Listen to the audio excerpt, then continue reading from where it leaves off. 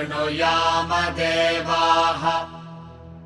भद्रं पश्येमाक्षभिर्यजत्राः।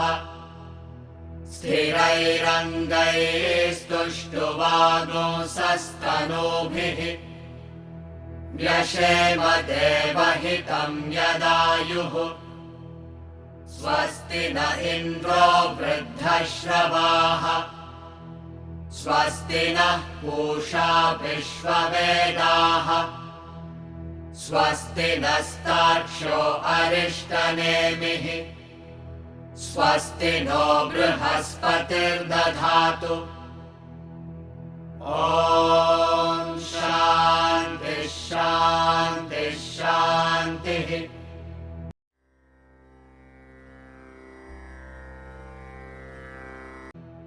अचिन्त्यमव्यक्तमनन्तरूपं शिवं प्रशान्तममृतं ब्रह्मयोनिम् तथादिमध्यान्तविहीनमेकं विभुं चिदानन्दमरूपमद्भुतम्।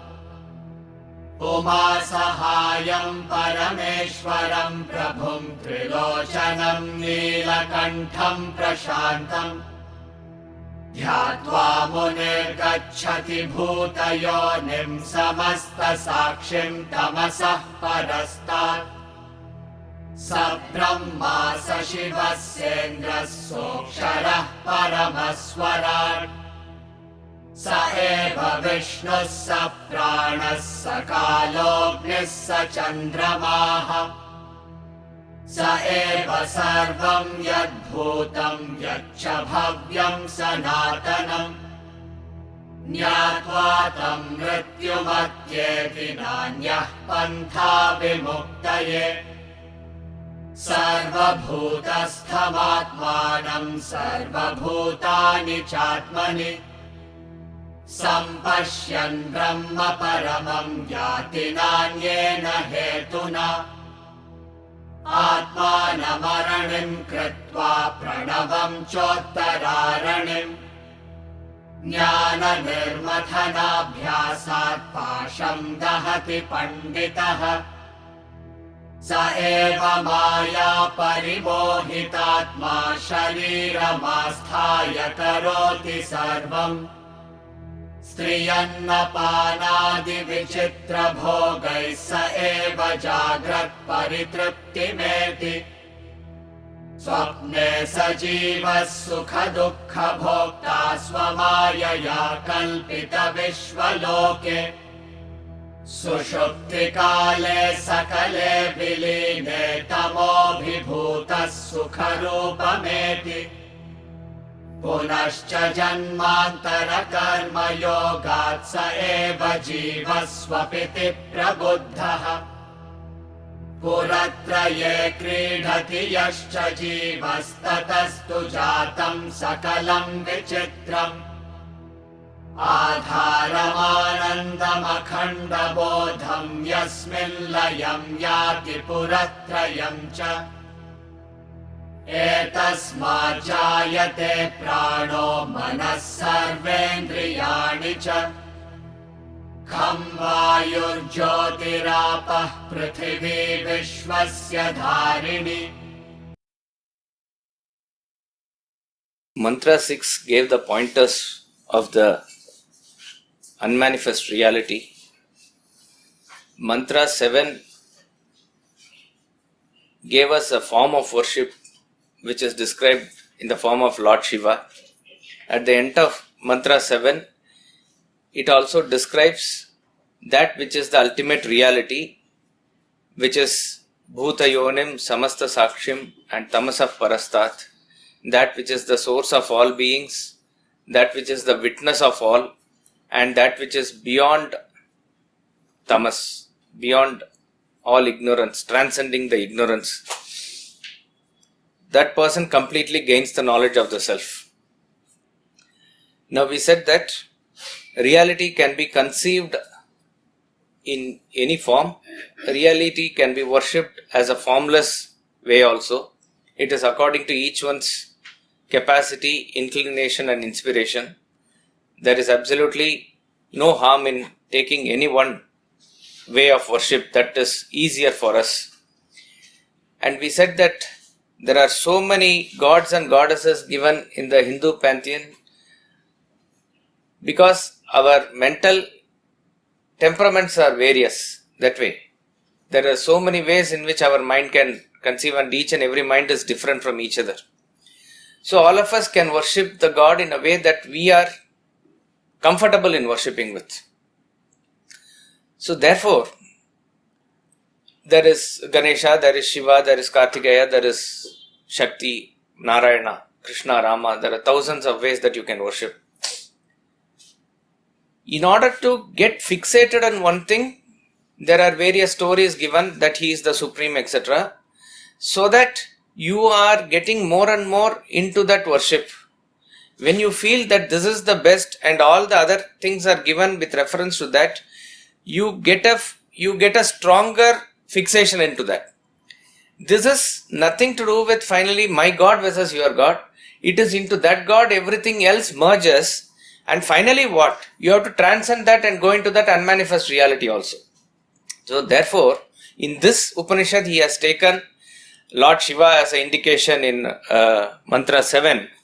Mantra 8 clarifies that whatever form of worship that you are doing, ultimately it is that same reality only. There is absolutely no differentiation. This is the greatness of this Vedanta philosophy, Advaita Vedanta, that ultimately it goes and merges into that one uniform homogeneous consciousness. There is no scope for any differentiation at all. That which is indivisible, which is having no differentiation, can appear in any form for you, in any way that is inspiring for you to lead you into that path, and finally the aim of it is to transcend that and get merged into that supreme reality. So this is emphasized in this Mantra 8. So we will chant Mantra 8 together twice. Sa Brahma sa Shivasendra Sokshara Paramaswarat Sa eva Vishnu sa Prana sa Kalognis sa Chandramaha Sa Brahma sa Shivasendra Sokshara Paramaswarat Sa eva Vishnu sa Prana sa Kalognis sa Chandramaha. He is Brahma, he is Shiva, he is Indra, he is imperishable, supreme, self-luminous. He alone is Vishnu, he is Prana, vital air, time, he is fire, moon. This verse contains this word Saha throughout. Saha means he. He refers to that he, Supreme Brahman, that which is beyond everything. That is the main purport of this mantra. This mantra says, whatever you are worshipping, ultimately it is he, nobody else. This is a very famous, in fact, at least the first line we know is a very famous quote in the Vedic mantras. It appears in Narayana Suktam also. There, Hari is also included. Here, Vishnu comes in the second line. Sabrahma Sashiva Sahari Sendra Sokshara Paramaswarat, says Narayana Suktam. It is the same thing. So, this truth which has to be emphasized comes very often. Also, this has to be remembered whenever our mind gets into some petty differences, even in our practical, ways of worship and other conversations also. Because we are trying to be in this frequency of Upanishad 1 hour in a week in this class, and it is obviously very elevating if we study the Upanishad, and it must continue on a daily basis in the morning. That is the real sadhana. But invariably when we get into the worldly transactions, our mind may lose and we will get into differentiations. So this is one mantra that can be sort of kept as a reminder. Even with reference to when we are talking about other forms of worship of other religions also, okay, how they conceive the reality, what is their understanding of salvation, all that is not relevant as far as your sadhana is concerned. And what is the form of worship that they do, whether it is a body of Jesus Christ or whether it's Allah who is the formless reality, that is also not our concern. But if we understand whatever they are worshipping is ultimately this only, we will not have any resistance. That is important. We will not have any sort of a confrontation or differentiation from our understanding point of view. So therefore, our mind immediately comes to a peace or rest if we understand or remember this mantra, that He is ultimately everything. Nothing else is there. He alone is there. Whatever is manifest or unmanifest or whatever form you can conceive or whatever idol or murti that you keep, ultimately it is only representing that supreme reality only. He is all. Culmination of worship is finally understanding this only. Now, in this mantra, sample of various Vaidika gods are given. In the Vedic times, all these gods were worshipped, and Havan and those things were the main forms of worship. Later came temple and murti worship in a much later period of time. So we used to worship Indra, and it's not exhaustive list, please. Here there are Varuna, there is Vayu, there are so many other gods are also. But scatteredly, some gods are taken and given here. Brahma, Vishnu, Shiva, and Prana, Kala, Chandrama, Agni, Indra. So various gods like this are given, and Aksharaha, Parama, Swarat. These are all again forms of worship which refers to the unmanifest reality also. That is also given here. So, even as we understand the purport of the verse that whatever you can conceive of, whatever you can worship is ultimately that supreme reality, He only. There is a beautiful pattern also you can derive from the choice of the gods or the words that are given here. Brahma, Vishnu and Shiva represent respectively the creation, maintenance and destruction. So therefore, these three gods can be taken to represent the entire macrocosm of this universe, which functions on the basis of constant creation, destruction and maintenance. The gods of Prana and Kala, these represent the microcosm, which Prana represents the life. Kala or the time represents the death. So life and death represents the individual's life, which is the microcosm, the gross body you can say. Indra, also you can include Agni and Chandra. These are all the gods which are taken to represent the subtle body of the individual. So therefore, Prana, Kala, Indra, all these represent the entire manifest individual. Brahma, Vishnu, Shiva represent the entire manifest macrocosm. So microcosm and macrocosm, both these put together are forming the perishable aspect of this universe. So the perishable aspect of this universe is also He only. If you want to derive a philosophical message, this is interpreted this way, that the perishable aspect of the universe is also He only. The imperishable aspect of the perishable universe is also He only. That is why the term Akshara is given. So, in the individual point of view, you can say gross body and subtle body are perishable, and causal body is relatively imperishable, which supports these two. In the macrocosmic point of view, that which is the changing universe in every form is completely perishable, but there is a changeless substratum which supports this changing universe, which is Akshara. So Akshara means that which cannot perish, opposite of Kshara. So in each and every aspect of this universe, what we see is the changing name and form, but it is supported by something which is imperishable.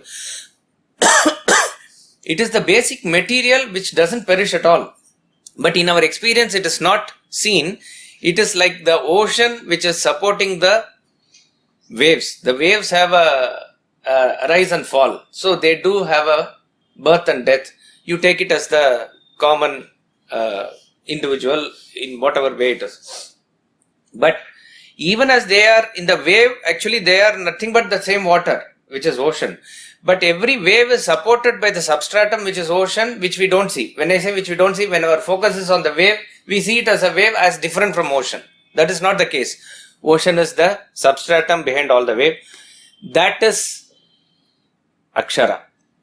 And the word Parama can be taken as supreme self, which is beyond the Kshara and Akshara. So you can fit in the grand concept of Kshara, Akshara and Uttama Purusha by these words or indications that are given here. In other words, do not try to confine him to the imperishable aspect of the perishable universe only. There also you are saying that he is the infinite self, and who is that infinite self? That which is supporting this finite universe is the infinite self. But again, our conception of infinite is confined to what is finite universe. Obviously, infinite cannot be conceived, but you can say that I know that I cannot conceive it. That sort of a conception we have. And that conception is confined to the precincts of the universe only. He says, no, nothing doing. You cannot even confine it to that. It is beyond all your intellectual concepts.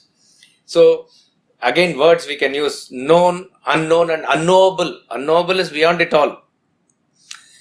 Therefore, this mantra, you can take it as a contemplation to get into that grand, feeling of wonder. That's about all. What is beyond this Kshara and Akshara? It is Parama. Parama is again another word that is given, but it just cannot be measured at all. For the persons who are asking for measurement, there is a measurement that is given in the Vedas. It is for the LKG, how much of the Brahman is that which is supporting this manifest universe, which has come as the manifest, and how much is remaining as the unmanifest grand supreme. He says, Padosya Vishwa Bhutani Tripadasya Amrita. 1/4 has come like this, 3/4 has come like that. When you say 1/4, 3/4 itself, then it becomes measurable, obviously. It is not so. The last verse that we chanted in the last class, 42nd verse of chapter 10,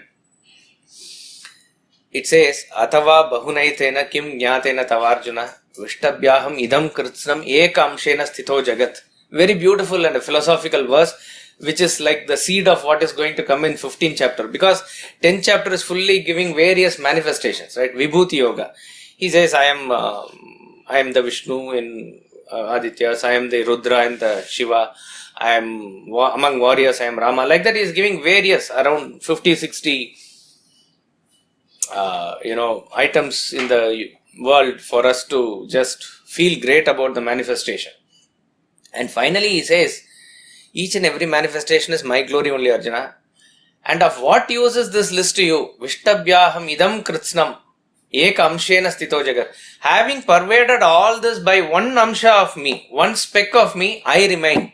That I remain, what is that I? We really do not know. That is that grandeur. So Parama word can be taken as that supreme. Swarat. Swarat means self-luminous. That which is supreme, which has nothing apart from it, is knowable by itself. Self knows itself by itself. It is self-luminous. That is indicated by the word Swarat. And Agni and Chandrama, fire and moon also can be collectively taken as representation of all idols that you can conceive of for conceiving the reality. So, Agni is representative of all the terrestrial idols. When I say terrestrial idols, invoked idols. Agni is something that you invoke and worship, right? So, therefore, extension of that is all the murtis in the temples, and what you invoke during Durga Puja as a pratima. Everything is an invoked idol. There, you are invoking the reality in that form and worshipping that as reality. All that is created by you is represented by this idol of Agni, fire. And all that is there as a natural idol, heavenly idol, as it is represented by the moon. You can take sun, you can take moon, you can take every other. Himalayas is there as it is. It is also taken as a Shiva. Every hill, like in Tiruvannamalai, it is taken as a Shivalinga only, like that. What is that representing? It is also representing the reality. So these are the things that we have not created. We have not invoked. It is there naturally. So all naturally sort of heavenly idols are represented by moon. All the created idols or invoked idols are represented by fire. Every type of idol finally which represents the reality only. So when you worship, what you have invoked as the idol or the murti is as powerful as the reality. But finally, your thought goes into reality, and for that, this is a help. You have to take it like that only. So, you take the other end of that example. If national flag is a representation of the nation, no doubt national flag carries that value. You cannot disrespect national flag. It is punishable under law. And it invokes that pride. It is a piece of cloth till you buy from the shop. Once you hoist it, it becomes a different thing, right? It's a flag. It is not one piece of cloth with some colors. So you salute it and you give respect, everything. But if the flag gets torn in a cyclone or something, then we need not go into mourning. You have to understand the flag is a representative of national consciousness. To invoke that, we need that. So that way, ultimately, the form of a fire or form of a moon, form of any god or goddess is to invoke the thought of reality. That is why a story is given with reference to Paramahamsa that Totapuri, his guru, smashed the idol of Kali because his thought was centered around that form only. And once the story, as told to us by Swamiji, he says, once that Pratima is broken, he was able to merge with that ultimate reality as it is. So that is the role of a guru.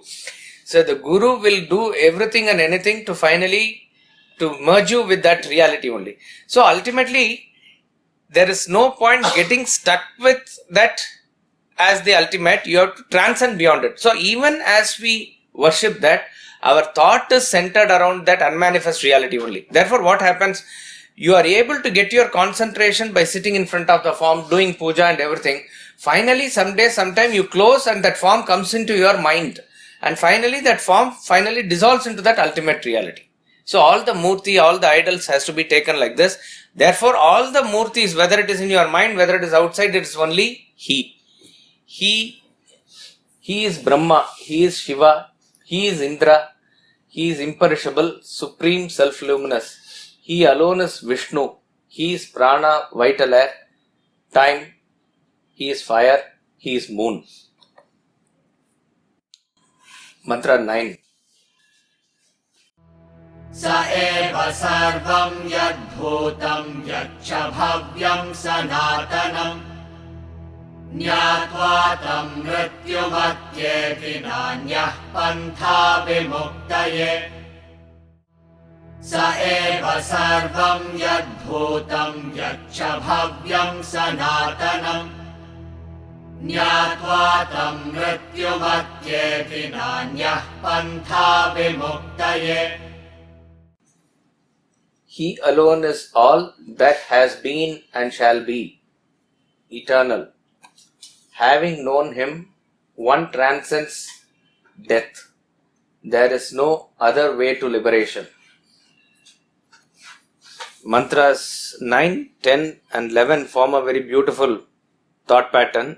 This topic from mantra 6 to 11 is talking about Brahman in the manifest and unmanifest form. 6, 7 and 8 confirm that, and what is the way to meditate, etc. it is given. Mantra 9 talks about what is the way to reach that ultimate reality. Here, there's sort of a grand theorem or a rule is given. It says, Na anya pantha vimuktaye. There is no other means to liberation. Very emphatic statement that he is given, that there is no other means to liberation. And what is the means he is given here? Here he says, knowledge of the self alone is the means to liberation. In mantra 10, he is going to say that Yati nanyena hetuna. Na anyena hetuna means there is no other means. He is going to further elaborate on how to gain that knowledge of the self. Here he is saying that knowledge of the self alone is the liberator. There is no other means to liberation. in 10th mantra, he is going to say that there is no other means, this is the means, and he is going to give that. And how to gain that knowledge of the self is given in the mantra 10. Mantra 11 goes into further explanation as to how to invoke what is given in mantra 10 from within yourself. He is giving a beautiful metaphor of Arani to invoke that knowledge from within you. In other words, understanding or the apprehension of ultimate knowledge is the direct means. And that means has to come from within you only. How it has to be churned and brought out from within you, that is given in mantra 11. So it forms a very beautiful thought flow, these three mantras. Sa eva sarvam. Brahman, sa, again, saha is he. Eva, alone. Sarvam, all. He is emphasizing that he alone is all. Yad bhutam, yad chabhavyam. That which was there all in the past and that which will be there all in the future. Sanatanam, eternal. Understood? That which is there in the present also. See, as such, present is the confluence of the past and future. You cannot really capture present. The moment you say this is present, it has already gone into the past. So, in other words, if you capture the present, you have realized the self. So, it is understood. That is why he says it is eternal. You cannot arrest. If you have arrested time, you have conquered the self. Okay. So, yad bhutam yacha bhavyam means that which is there all in the past, that which will be there all in the future, eternally. Sanatanam, sa eva sarvam. He alone is. So, this gives us this, gets back to us the basic of what is this reality. He alone is reality. Reality is that which pervades in all periods of time, which remains the same in all points of time. So, if we apply this test of reality to any aspect of the world, it does not fulfill the condition. Each and every aspect of the world is constantly in a flux of change. So that which is in the past is not there now. That which is now, it is not going to be there in future. And it is in a constant flux of change.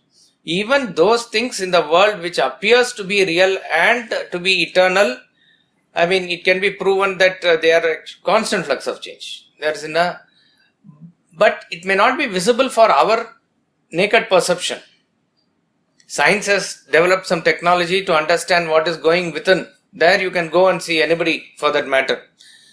In the past, maybe somebody with that vision who has invoked it internally can see now, but with an instrument like microscope and other instruments, you can also see it. You can also try to understand it. We may not be able to have that exact vision of a scientist, but you can somewhat understand that it is in a constant flux of change.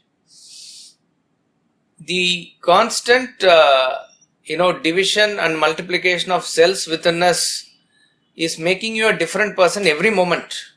It is just that we are not understanding it. We may understand the difference once in 2 years or 3 years when you change and somebody says you have put on weight or you have reduced weight. But this change is happening in a very constant way. In this 1 hour, who comes in and who goes out are two different persons. So therefore, whatever is in your experience of the past, not with reference to only your body or your mind and our intellect, it is with reference to each and every aspect of this universe. It is in a constant flux of change. But this mantra says, there is something which is constant and that is He. That is Supreme. So therefore, in and through all these experiences, in and through all these elements, there is a constant factor. There is a changeless substratum. That alone is real. Vis-a-vis, everything else is understood to be false. False is technically not unreal. What is the difference between unreal and false? Usually the term we use as opposite of real is unreal. Unreal never existed. Never existed. And continue in the future also. It will never exist. It will never exist in the future. It doesn't exist now also. That is the key. What is the difference between that and false?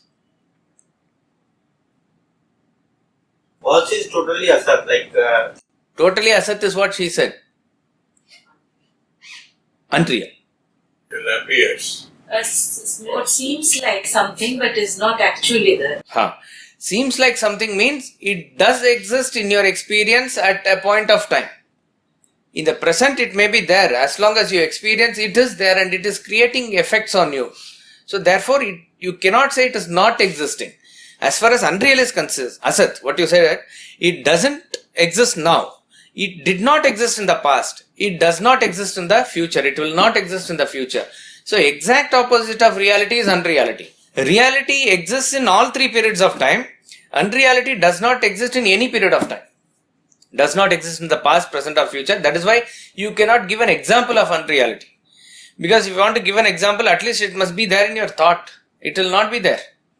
What is there in the world, what is there in your thoughts are not different. It will not be there. You cannot give an example of anything unreal. You can only say with relatively with something that you experience. That too, minimum two things are required, isn't it? You need to say that it is a horn of a man or horn of a rabbit. Horn of a rabbit doesn't exist. If it has a horn, it is not a rabbit. If it is a son of somebody who cannot bear a child, he doesn't exist. He just doesn't exist, that's all. So such a son, you can say, son of such and such lady. So that lady you have to bring in, that son you have to bring in and say they don't exist. So unreality is that never exists. But here, that is not the discussion. That which appears for a while as real is false.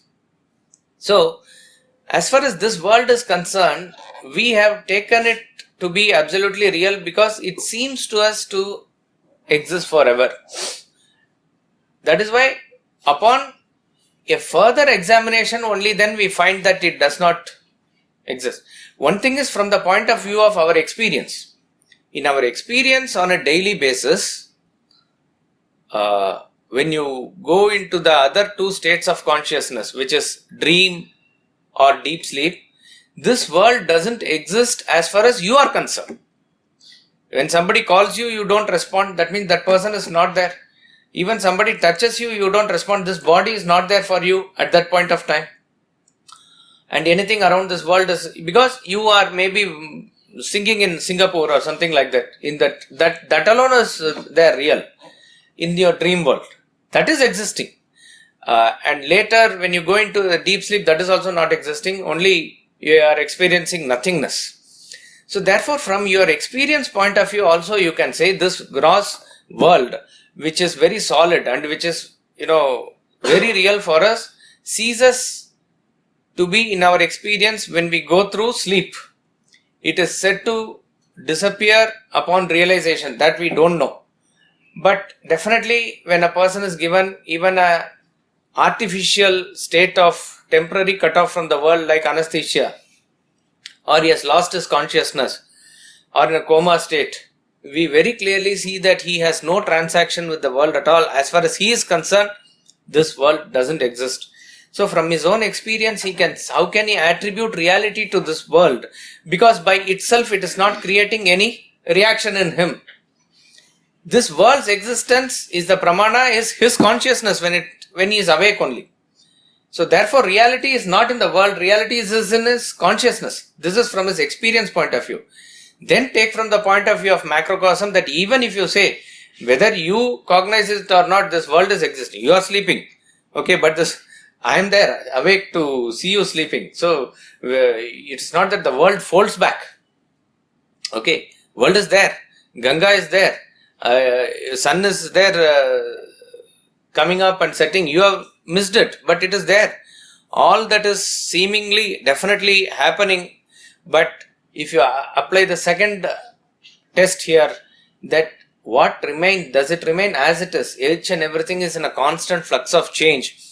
So therefore, what we experience in this world is momentary and passing, even if you can capture it with reference to any microsecond also. So that which is constantly changing cannot be called as real. But what is clear is there is something. There is something. So therefore that something is real upon which all this changing phenomenon is happening. It is like one day the person in the stage puts on the robe of Rama and he plays the hero of Ramayana with all virtuous qualities. Next day he is putting on the robe of Romeo and he is playing a very romantic lover. Next day he is a Hamlet and a very tragic hero. All this is a constant changing phenomenon that we see on the stage. But all this Vesha, all this decorations and other things that he is putting on is upon somebody. That upon somebody in this example is a constant person. Like that, all the changes that are happening in each and every atom of this universe, if that is constantly changing, there has to be a reality which is supporting all these things. That is the real material which is actually going through all these things as it is. That which is invisible for our perception and experience now. That alone is real. That alone is the supreme reality. That is called as Brahman. That is called as Atma within you. It is all the same. That is the changeless reality. Sa eva sarvam yad bhutam yaccha bhavyam sanatanam. Sanatanam means it remains the same constantly as it is. In our experience, that which is constantly as it is referred to as the I phenomenon. That I with which you refer to yourself is the constant phenomenon. That carries throughout your waking, dream and deep sleep. That I constantly is there through all stages of your life. When you say I am a child or I am a girl or a boy, I am a youth, I am a man or a woman, I am an old man or an old woman, when you say, in and through all these changes where the right hand side of the equation changes, because all the body, mind and intellect and thoughts of a child is not that of a girl, is not that of a woman. It is constantly changing. But there is something that is constant you identify with. That is called as this I. So this I is always this conditioning I is a factor which is conditioned by all these things, all these changes. It is. So we don't know that pure I, but something is there called I which you identify with. Because in every sentence of yours you are using it. In every thought and feeling it is there. So it is there during all states of consciousness. It is there during all stages of life. It is there during all experiences, even in this waking world. I am seeing, I am smelling, I am touching, I am feeling, I am thinking. Feeling, thinking is with reference to your mind and intellect. Seeing, smelling, touching with reference to all your senses. You can say I am acting also with reference to your organs of action. All these are different from each other as far as their results and executions and instruments are concerned. But everything is connected to that I. That is Sanatana. That is Sanatana. So therefore, that which is the constant factor, which is I, Jnatva, Tam. Understand that reality. Jnatva means having known that reality, Mrityu Matyeti. If you know that reality alone, can you cross over the death. In other words, when we are constantly caught up in this changing phenomenon, we are holding on to something as reality, but it is changing. So therefore, when it is changing, we are also changing, right? We are also affected. So even relatively, the more permanent thing you catch, the more stable you are. But that is also subject to change in the long run. So therefore, that person also loses his elasticity limit over a period of time. Ultimately, if you need to be changeless, you need to catch hold of something that is changeless. There is a game that children play while dancing in a rhythmic way, even in this in Navaratri time. What dance they do in Gujarat? Garba, Dandiya. In that also you will find that two girls or one boy and a girl, they hold the hands like this and their feet will be as though touching and they will extend themselves and they go in a whirling motion. It needs some practice. If you slip here or there, you will fall and you will pull the other person also down. But if once you practice it, it's a beautiful thing to watch. Swirling motion both will go through. here both are constantly moving and constantly changing, so that perfect balance has to be always maintained. Only then there is stability. In order to do that, maybe as a practice, I don't know, but sometimes the children, when some pandals are out there where there are pillars or bamboo sticks are there, that bamboo stick is actually relatively fixed, so it will go and catch hold of the bamboo stick with his hand and that will go around. It will not fall because the bamboo stick is stable. So if you are catching hold of something stable and going around in a swirling motion, you will not fall. If you catch hold of something which is moving, there is susceptibility to fall. That is why in our constant day-to-day transactions with the world, the mind is able to achieve stability to the extent that it is able to find a stable frequency in the world. Say for example, I am saying if you are liking a sort of a rainy weather, so that particular day or that particular season, when other things are constant, you are able to feel better because your mind is able to relate to that. But once that weather is changing into summer or winter, which is not probably as much as you like, all other things remaining the same, you will not feel that same sense of peace, same sense of happiness. That will not be there. But that is the nature of the world. It will constantly change. So when we are identifying ourselves with this universe, it is definitely going to change, and that is going to definitely affect us. Therefore, when it is affecting us, we also go through that constant change, and therefore in each and every phenomenal thing we are going through this extreme fluctuations. And this causes our further journey and continuation here. Therefore, that is the cycle of birth and death. It will continue. Because your unfulfilled desires, then again you come up, again you find some frequency, again you go through ups and downs, and then finally we finish. This cycle continues. So, is there a way to go beyond this cycle of birth and death? That means you have to catch something beyond this constant changing cycle. That he says is he. Therefore, the formula given here is, there is no other way except that knowledge. The famous example of rope and snake is there. Rope is the substratum upon which you have projected a snake. Actually, it is not there, but you have projected. That is why you say that snake is not unreal. Snake is false. Snake is a false imposition because that snake gives you fever. How can you say it is unreal?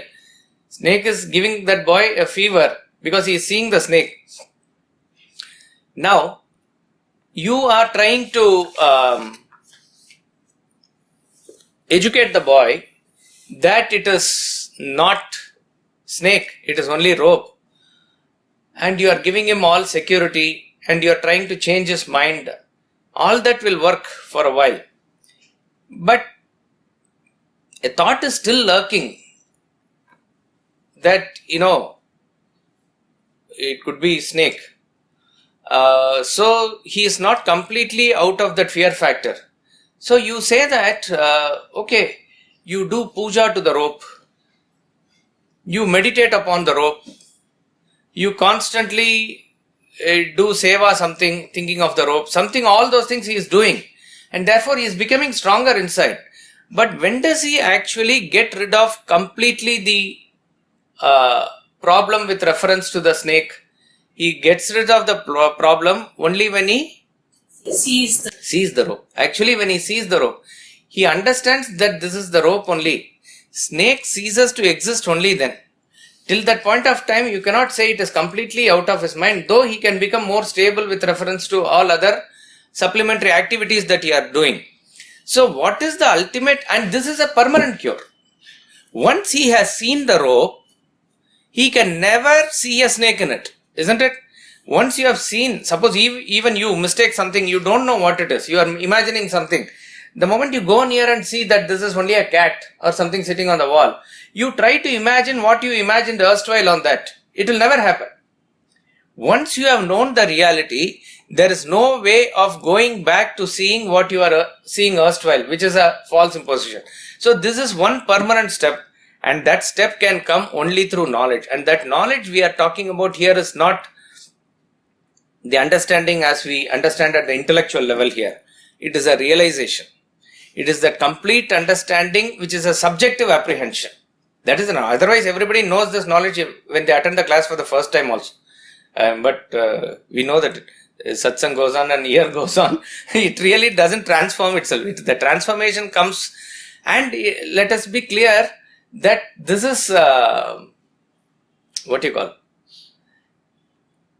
like the butterfly coming out of that caterpillar. It is as sudden as that.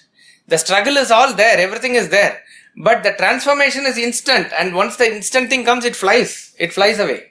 Like that it is. That realization is actually instantaneous, and it immediately relieves you of all the pain. Absolutely, tamasa parastat means complete going over ignorance is there, and that is the only way. So, verse 2 of Atma Bodha emphasizes this, and Bhajagovindam verse 18 also emphasizes this, that there is no other means to liberation except knowledge. Jnana vihina sarva matena muktim na bhajati janmashatena. He says, kurute ganga sagara gamanam vrata paripalanam athava dhanam. All these are good practices, helpful in your path. You go to Ganga Sagar and take bath there and do rituals there.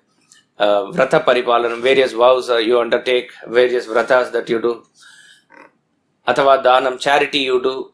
All this is fine. It will maybe prepare your mind and everything.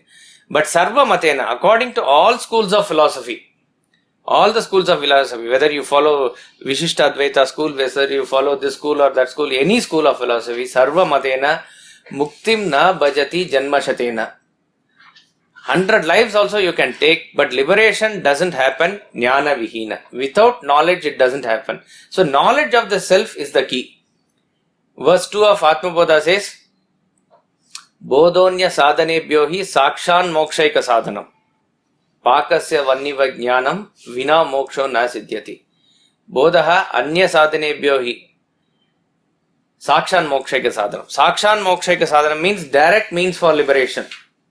Sakshan mokshaika sadhanam, direct means for liberation. Bodha, knowledge. Anya sadhanam, not by any other means. Just as he says, Pakasya vanniva jnanam.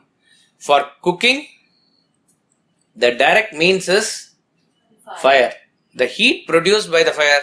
Because why I say that is, now we will say microwave oven or something, whatever it is. It is the aspect of fire. Yeah, aspect of fire, which is the heat. For cooking, the direct means is fire.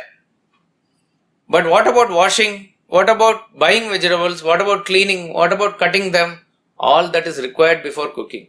You cannot directly do that. All that you have to do to prepare yourself. But when does actual cooking take place? It is only when it is through the fire. So when does actual realization happen? It is only through the knowledge of the self. The known example for us which will help us, the knowledge of waking up. When do you get completely liberated from the dream? Imagine you have a guru in the dream who is talking about all the greatness of the waking world, and he is asking you to meditate and contemplate upon your waking personality. You have assumed a different personality in the dream, okay? And he is educating you that you are not this and you are that, and now you have come to a stage where you fully believe him. You have complete faith in him, and that faith makes you do sadhana intensely. All that is fine. You will maybe gain more peace, but you are still in the dream. When does that actual realization come? It is only when you wake up. So what really gives you the complete liberation? Complete liberation is got when you have the knowledge of the waking state. Exactly like that, vis-a-vis this experience in this world, the direct means for liberation is the knowledge of the self. There is no other way. And that he says here, Sa eva sarvam yadbhutam yaccha bhavyam sanatanam. He alone is real. That knowledge. So it works on the principle of constant thought flow. As you think, so you become. So therefore, keep on contemplating upon that reality, which is, so in and through all the experiences, you have to invoke that reality. That is what he is going to say how in the next verse. If you are able to invoke that reality and merge your thought into reality, you cross over this cycle of birth and death. Jnatva tam mrityu matyeti. And then very clearly he says, there is no other way of getting out. That is the only way. Light alone is the antidote for darkness. You can set the room right, you can do various other things to the room. You can be now perfectly comfortable moving in the dark room also, but all the thing doesn't solve the problem. When darkness is there, the first stroke of light, it is all over. And what is interesting in that example is, once the light is on, you know exactly how to move about in the room without rearranging the room also. So light is there. And any other means, and what is another aspect of that example? The darkness could have been there for ages together. First stroke of light makes it all vanish. Exactly, we do not know how many janmas we are in this constant realm of ignorance. The moment knowledge of the self comes, immediately there is realization and there is no other means. He alone is that has been and shall be eternal. Having known him, one transcends death. There is no other way to liberation. Yes, sir. The second verse, he talked about Shraddha. And now he's talking about knowledge. Yeah. And when you were talking about knowledge, it's not in the usual sense. It is in apprehension. Apprehending. So it's a combination of Shraddha and knowledge, Jnana and Bhakti. See, Ashwalena asked, give me the self-knowledge. Adihi Bhagavan Brahma Vidyam Varishtam. Give me the Brahma Vidya, he says. He says, know that by Shraddha, Bhakti and Dhyana. So he has given a direct practice for him to do, by which he will realize. By which he is going to realize. Okay. And that realization comes through knowledge of the self only. So all these things, in other words, all the practices push you up to that point by which you wake up, and the waking knowledge gives you liberation. So liberation's direct way is waking up. Both are same only. But we say the knowledge of the waking world liberates you from the dream. To say that way. So knowledge of the self is the direct liberator. There's no contradiction here. He is talking about a sadhana by which that will lead him to the knowledge of the self. Shraddha, Bhakti, Dhyana, all these things, all our mind, intellect and integrated practices put together will lead you up to that. So at the highest point, there is a complete culmination in Jnana and Bhakti. They culminate into one, basically. Is that what we... No, they culminate into one. The ultimate liberation is not by any direct means of your individual effort. That is the point. The waking up as it is, where the individual is completely collapsing and the knowledge of the self remains, that is the point you can say that you have gained the knowledge of the self. Again, when you say you, the individuality is not there. The direct means there is talking about the awakening. That awakening is the means for liberation. There is no other means for. Yes, sir. So in this verse 9 we talk about I. And at the time of defining consciousness, we define it in various forms like arrogating consciousness, other consciousness. Sorry, what consciousness? Is it referring to arrogating consciousness? The I factor here. No, not at all. That I is that, see, I, which is talking about that, that I am this, that arrogating self, that is ego. So that is part of your subtle body only. So which is what we know of. That I, which is bereft of all the conditioning, is the pure self here. Now, since here the word used is Saha, which is he, the supreme self, the real, I was talking about what is that reality in you. That reality in you is the same thing which we identify constantly as I. But we don't know that pure I. That pure I is that same supreme self. That is why in the Ishavasya Upanishad he gave that famous mantra, Soham Asmi. Soham Asmi means Saha, Aham. So he and I are one means that consciousness which is pervading that supreme reality is the same consciousness in me. That is the connection here. So it is not the arrogating self. Arrogating means this is me. It points to something away from the other. So it cannot be that supreme self. In Shvetashvara Upanishad an exact similar mantra comes. In that instead of Jnatva the word is Viditva. And instead of Vimukta, there is one more change in the last just word. That verse and this verse both are same or is it different? I haven't studied Shvetashvara, so I don't know. But one thing is clear, that there are parallel verses in various Upanishads also, that is that we saw in Kena also, in Ishavasya also, and within the Upanishad also it comes. And the basic fundamental theorem doesn't change. And from the word that you are saying, which is vidya, the root for which is to know, which is knowledge, and the same root here is jnatva, it is the same only. Knowing. Knowing is the principle. Knowing the self is the means for liberation. I haven't studied, but from the word that you are saying, I am saying it is the same. So something like Aditya Varnam Tamsam Parasat, then it says Tameva Viditva Mrityumeti Sananya Pantha Vimukta. Exactly. So the spirit of it will definitely not change. As The word Jatva and Viditva, Jatva means knowing. Viditva means realizing something like that. I really do not know the exact Sanskrit, intricate meanings and definitions, but I do know that Vidya, in that sense, it comes from the root with, and Jnanam, which comes from whatever the root. Both are talking about the knowledge factor. Jnatva and Viditva are synonyms. I don't know that. Yes, sir. So on the real and the unreal, is it correct to say that the world is neither real, neither unreal? Correct. It is correct to say that, but you cannot pinpoint to that as anything. That is why the term mithya or something is given. So it is neither real nor unreal. It cannot be fitting into any sort of definition. You cannot call it partly real, partly unreal, because they have no coexistence as it is. So it cannot fall into the definition of reality or unreality. That is why it is false. Yeah, you can say it is false, or mithya, which is somewhat near illusion type of a thing. But why not Maya then? Maya is something different. Maya also you can say, but Maya is what? You define Maya then. Maya is that which cannot be defined as it is. So can we say that this is real and unreal type of thing depends on the state, like from Parimarthik's viewpoint it is unreal, and from the waking standpoint of view it is real. That is what. From waking point of view, as of now it is real. When it is said that it is the person who has realized the self doesn't experience this as the way that we are experiencing. For him it doesn't exist. So from that standpoint of the Supreme Self, it doesn't is there. That sort of a thing is called as neither real nor unreal for our intellectual understanding. So even in the worldly example, when we see from here, the oyster is appearing as a silver, but when we go there, it is not there. So that which is appearing as a silver is, for the person who doesn't know, it is real.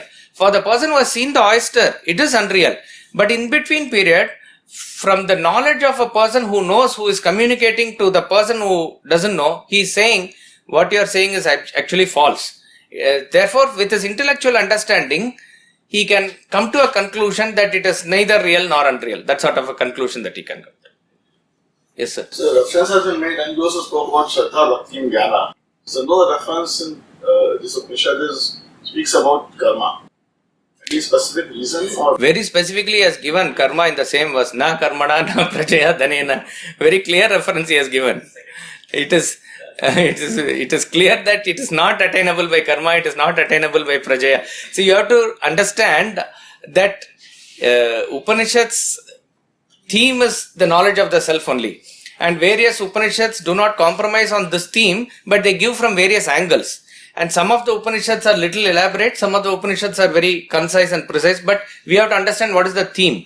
And in the theme of the Upanishad, which is giving to the highest grade of student about the knowledge of the self for his awakening, and we assume also, or we understand that Ashvalayana is a high grade student who has come to gain the knowledge of the self, having finished all the required karma and other things and elevated himself to that level.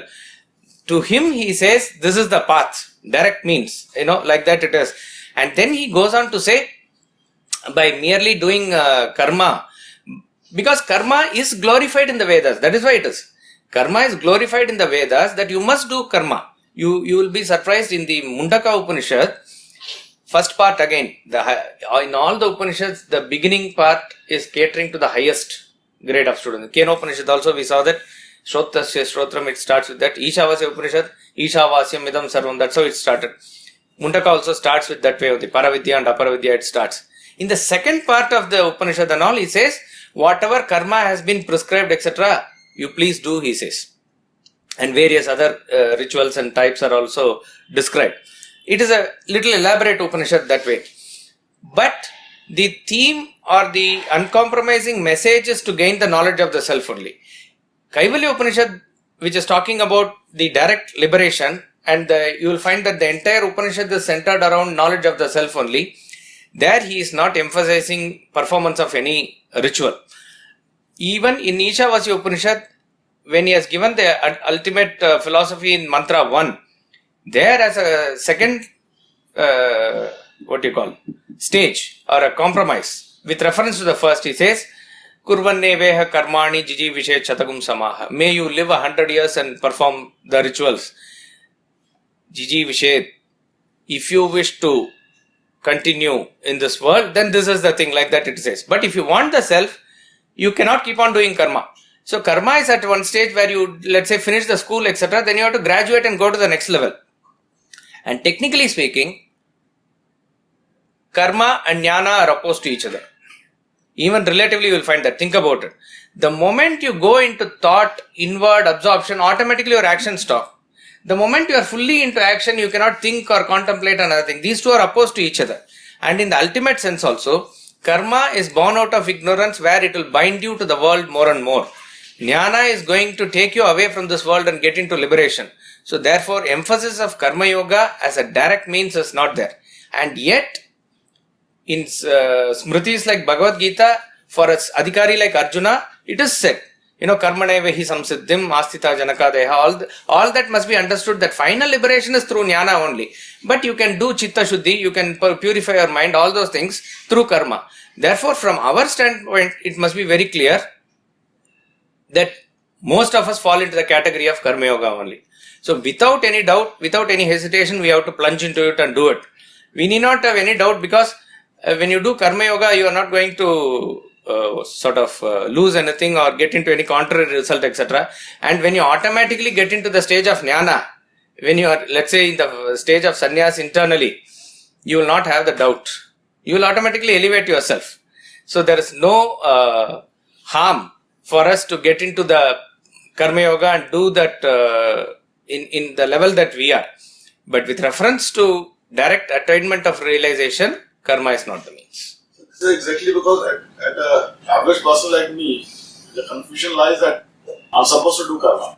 And I'm not really equipped to do that gyan, so it becomes very, very confusing in day-to-day life. So that is where the real challenge comes. No, it is not confusing in day-to-day life. It is probably confusing because you are attending Upanishad class only.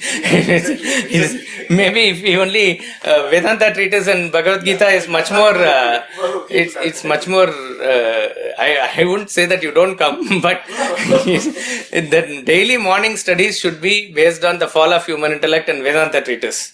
And follow that as the guideline for your sadhana. What is given in governing business and relationship, the stress management and time management and value systems, leadership, these are very direct and helpful and applicable in our day-to-day lives now. Therefore, some people will say, this is the brilliant book, of Swamiji, which is governing business relationship or holocaust of attachment, how relationships will fall, etc. It's very clearly explained. But when Swamiji was writing Thesis on God, he said, even in his writing, all those books are my Paradharma. This is my Swadharma, he was saying. He was very comfortable writing Upanishads or Thesis on God, this commentary only. So, see, we have to maybe keep our thoughts alive to that supreme reality, because sometime we have to get into that frequency of contemplating upon the self. A taste for that is given through Upanishad. Let us be clear, this Upanishad class was taken up not for the sake of those who attend the class. Honestly, it is for the sake of our own study, our own reflection. Gita is definite. I'm not saying anything less about Gita, but having done 2 courses, we are feeling a little comfortable about it. And all the message of Gita is derived from Upanishads only. But to directly deal with Upanishads is rather tough. We see the power, potency and the frequency with which they are talking about. So do not ever take these beyond a point and try to, put the whole thing in your head and churn it. No. On a daily basis, you study those books which are relevant and comfortable at our level. Go a little deeper into it and try to ask doubts, because we must be clear with reference to our relationship in the office, our relationship at home, to achieve that basic peace and harmony where we are living. They are the primary steps.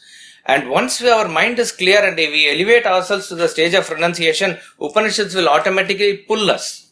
But you can take this as just as a taste that is given. That's about all. Even in our course, when we did, Swamiji says 4 Upanishads out of 108 Upanishads, even among the major principal Upanishads, 4 is just taken and presented as a taste interposed in the Gita, 4 chapters after 4 chapters.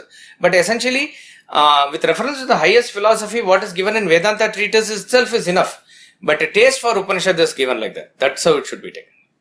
So isn't it, I'm just talking about Ishavasa mantras, first mantra, second mantra. Isn't it like what is given in Bhagavad Gita? The Lord said you have to do when Arjuna asks which is superior, this or that, then he says if you do this, if you cannot do this, you do this, if you cannot do this, you do this. Is it similar to that? It is similar to that, but in Ishavasya, the tone and tenor is different. Okay. That's about all. But in Bhagavad Gita, what you are saying is 12th chapter, that is talking about the path with reference starting from meditation to renunciation of fruit of action, etc. that's given. Here, there's absolute starting from declaration of truth only. There's nothing else. Ishavasya midam means probably the highest grade of students will automatically lift off from there. And then as a second thing, karma is given. And then those who don't fit into these two, then there's no scope for you like that is. We'll conclude with the bhajans here.